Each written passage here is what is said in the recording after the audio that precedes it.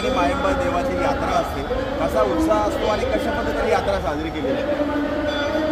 दर चैत्र पौर्णिमेला या ठिकाणी मायंबा मंदिरात जी यात्रा असते मायंबाची आणि हनुमान जयंतीचा कार्यक्रम असतो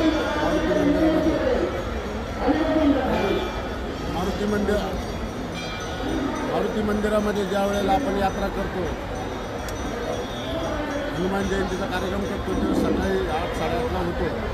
जन्मोत्सव झाल्यानंतर या ठिकाणी मायंबा मंदिरामध्ये अभिषेक होऊन त्या ठिकाणची यात्रा सुरू होते. अशा पद्धतीनं मायंबाची यात्रा झाल्यानंतर दुसऱ्या दिवशी वीरभद्र देवाची यात्रा या ठिकाणी मोठ्या प्रमाणात या यात्रेला साधारण 100 वर्षाचा इतिहास आहे. त्याचे कागदपत्र आमच्याकडे उपलब्ध आहे आणि आज या यात्रेला वेगळं असं स्वरूप निर्माण झालेलं आहे. दक्षिणेचं कलात्मक बांधकाम असल्यामुळं आणि आम्ही सुवर्ण मंदिराचा लूक देण्याचा या ठिकाणी प्रयत्न केलेला आहे.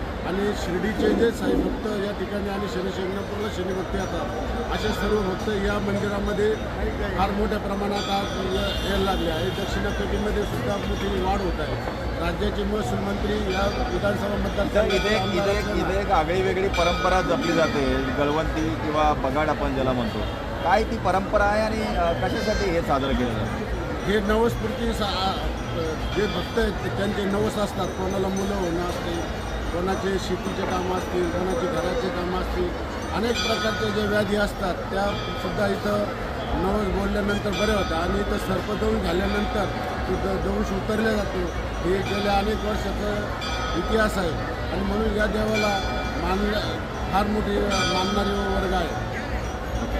आज या ठिकाणी वर्षानुवर्ष वीरभद्र महाराजांच्या यात्रेची परंपरा आहे आणि या यात्रेमध्ये सर्व जाती धर्माचे लोक हे एकजुटीने याच्यात भाग घेत असतात.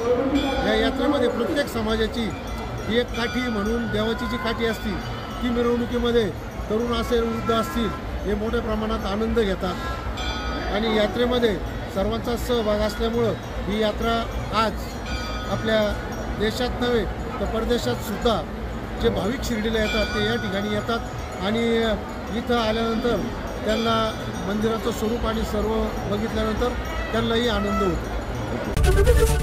एबीपी माझा, उघडा डोळे बघा नीट.